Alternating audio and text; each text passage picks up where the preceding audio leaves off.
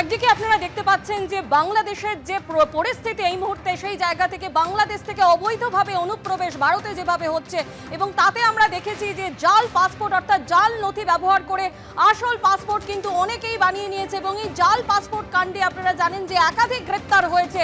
প্রথম গ্রেপ্তার রিপন, তার জামিন হয়েছে। জাল পাসপোর্ট কাণ্ডে প্রথম গ্রেপ্তার যাকে করা হয়েছিল সেই রিপনের জামিন হলো। জাল নথিকাণ্ডের কিংপিন সমরেশ বিশ্বাসের ছেলে এই রিপন, তাকে জামিন দেওয়া হলো। বিস্তারিত জানতে কথা বলবো আমাদের প্রতিনিধি আবির দত্তের সঙ্গে। আবির, নথি জালের অভিযোগেই তো এই রিপনকে গ্রেপ্তার করা হয়েছিল, তারও জামিন হয়ে গেল। একেবারে রিপন বিশ্বাস, তাকে ইতিমধ্যে জামিন দেওয়া হয়েছে এবং যেটা জানা যাচ্ছে যে এই রিপন বিশ্বাসকে ৪৫ দিনের জন্য পুলিশ হেফাজত এবং জেল হেফাজত মিলিয়ে মোট সে কাস্টাডিতে ছিল।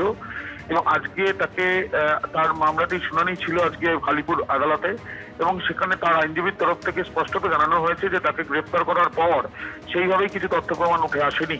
অন্যদিকে পুলিশের তরফ থেকে জানানো হয়েছে যে যেভাবে একের পর এক ভুয়ো পাসপোর্ট কাণ্ডে বা পাসপোর্ট বানানোর জন্য যে ভুয়ো কাগজ বা ভুয়ো পরিচয়পত্র জোগাড় করা হয়েছিল, সেই ক্ষেত্রেও রিপনের যোগের বিষয়ে জানানো হয়েছিল। এই পরিপ্রেক্ষিতে রিপনকে গ্রেফতার করা হয়েছিল গত বছর ডিসেম্বরে, অর্থাৎ ডিসেম্বর থেকে ৪৫ পুলিশ হেফাজত এবং জেল হেফাজতে মিলিয়ে শর্ত সাপেক্ষ তাকে জামিন মঞ্জুর করেছে, এমনটাই জানা যাচ্ছে।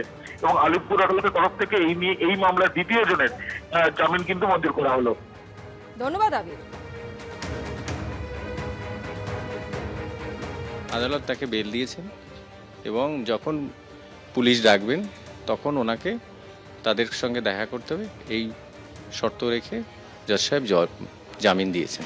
১৩ই ডিসেম্বর ২০২৪-এ তাকে গ্রেপ্তার করা হয়েছিল এবং যা যা অভিযোগ প্রথম থেকেই আমরা দেখে আসছি বিভিন্ন জায়গায়, এবং কোর্টে যে অভিযোগ ছিল জাল কাগজপত্র তৈরি করা, চিটিং করা, সমস্ত করে পাসপোর্ট তৈরি করা, এতেই বেল দিয়েছেন জজ সাহেব। এবং একটা সিম্প্যাথিক্যাল গ্রেড হিসেবে তাকে দেখানো হয়েছিল এবং তার বাবা সমরেশ বিশ্বাস। হ্যাঁ, সমরেশ বিশ্বাসকে প্রধান অভিযুক্ত হিসেবে দেখানো হয়েছিল। প্রসিকিউশনের বক্তব্য একে যেহেতু কম বয়স, সেই জন্য সিম্প্যাথিক্যাল গ্রাউন্ডে এখানে ধরা হয়েছে।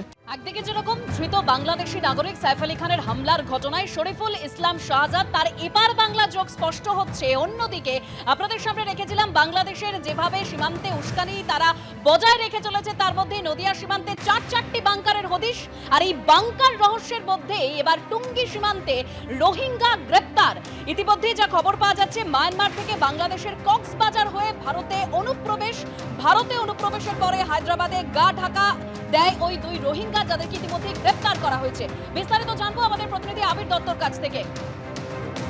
আবিরের কাছে যাব অবশ্যই। আমরা যে খবরের দিকে নজর রেখেছিলাম, নদিয়ার বাংকার রহস্যের মধ্যেই টুঙ্গি সীমান্তে এবার রোহিঙ্গা গ্রেপ্তার। ভারতে অনুপ্রবেশের পরে হায়দ্রাবাদে গা ঢাকা দুই রোহিঙ্গার হায়দ্রাবাদ থেকে নদিয়া হয়ে বাংলাদেশে ফেরার সময় গ্রেপ্তার বলেই সূত্র মারফত খবর পাওয়া যাচ্ছে।